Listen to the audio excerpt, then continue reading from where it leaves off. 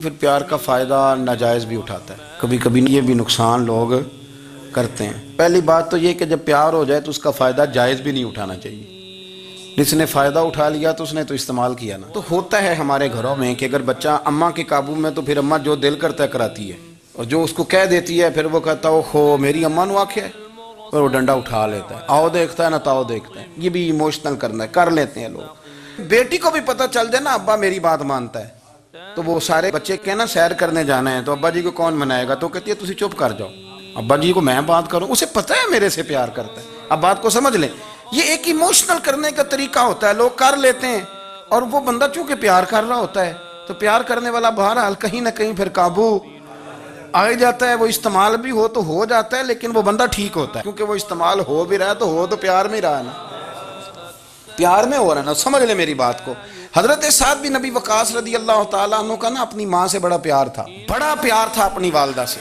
تو حضرت سعد بن ابی وقاص کلمہ پڑھ گئے، اماں جی نے بھوک ہڑتال کر دی، اسے پتہ تھا کہ میرا پتر مجھ سے پیار بڑا کرتا ہے، میں نے بالآخر منوا لینا ہے۔ تھوڑی سی آبادی تھی، ایک گھر کے اندر جو مسئلہ چھڑتا تھا نا اس کا سارے شہر کو پتہ چل جاتا تھا۔ اب کونوں میں گلیوں میں اب باتیں بھی ہونے لگیں کہ وہ سعد کی ماں ہڑتال پہ بیٹھی ہوئی ہے، بڑا مسئلہ ہے۔ اب پریشر بڑھنے لگا۔ حضرت سعد بن ابی وقاص فرماتے ہیں کہ وہ جو میرے قریبی لوگ تھے نا صحابہ، وہ بھی مجھے کہنے لگے یار کوئی رستہ نکال، ہر چوک میں تیری بات ہوتی ہے۔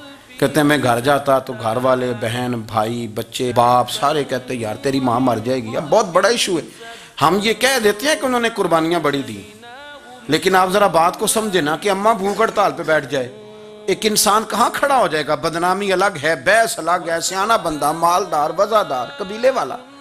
حضرت سعد بن ابی وقاص کی ماں نے 3 دن تک روٹی نہیں کھائی، پانی نہیں پیا، بے ہوش ہو گئی۔ اب جب بے ہوش ہوئی تو شور پڑا، سارا محلہ جمع ہو گیا، اب سارے لوگ کھڑے، اور بچہ وہ ہے جو ماں کی بڑی ماننے والا ہے۔ اماں کے اوپر لوگوں نے پانی شانی ڈالا، ہوش آئی تو حضرت سعد بن ابی وقاص قریب آئے، کہنے لگے اماں ایک بات کرنی ہے۔ اماں بھی بڑی مشکل سے اٹھ کے بیٹھ گئی کہ پتر ماننے لگا ہے میرا۔ لوگ بھی کھڑے ہو گئے، مسکراہٹ بھی ہونے لگی کہ لو نہ کوئی بات ہونے لگی، یا ماں کہتی ہے کلمہ چھوڑ دے پھر مانوں گی۔ حضرت سعد بن ابی وقاص کہنے لگے اماں سن میری بات، 3 دن ہو گئے، مکے کا کوئی کونا کھدرا ایسا نہیں جس میں میری تیری باتیں نہ ہوئی ہیں، اور قبیلے کا، علاقے کا کوئی شخص نہیں، لوگوں نے بڑی باتیں کی، اور لوگ جب باتیں کرنے پہ آتے ہیں پھر اوپر تک جاتے ہیں۔ یہ بھی کہا کہ کیا دین یہ سکھاتا ہے کہ ماں بھوکی مر جائے؟ یہ بھی لوگوں نے کہا میں نے ہر شے سنی، برداشت کی، اماں اب تو میری بات کان کھول کے سن لے۔ ماں کہنے لگی وہ کیا؟ تو حضرت سعد کہنے لگے پیدا مجھے تو نے کیا ہے، 9 ماہ تیرے پیٹ میں رہا ہوں، روٹی تیرے ہاتھ سے کھائی ہے، تجھ سے زیادہ بہتر مجھے کوئی نہیں جانتا۔ ماں سن تیری کتنی جانیں؟ اماں کہنے لگی 1۔ تو حضرت سعد فرمانے لگے تیری 1000 جان بھی ہو نا تو ایک ایک کر کے ساری نکل جائے تو میں محمد عربی کا کلمہ پھر بھی نہیں چھوڑوں گا۔ ختم ہو گئی بات۔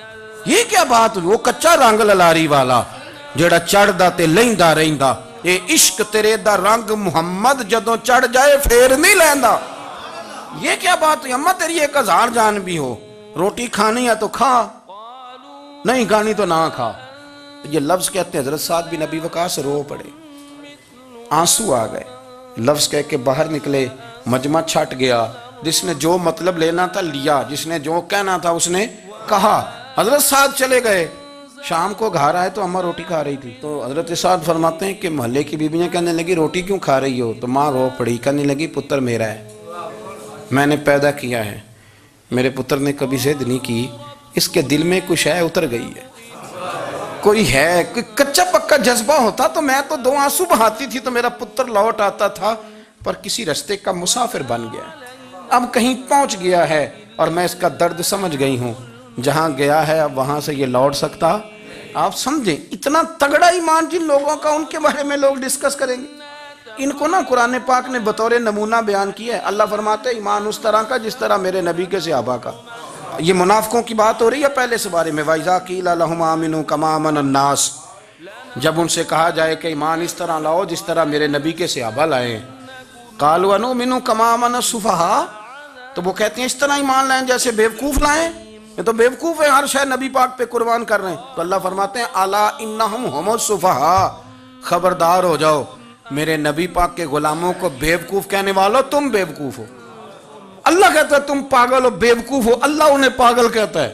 اللہ پاگل کہتا ہے انہیں جو نبی پاک کے صحابہ کو پاگل کہے، اللہ انہیں پاگل کہتا ہے۔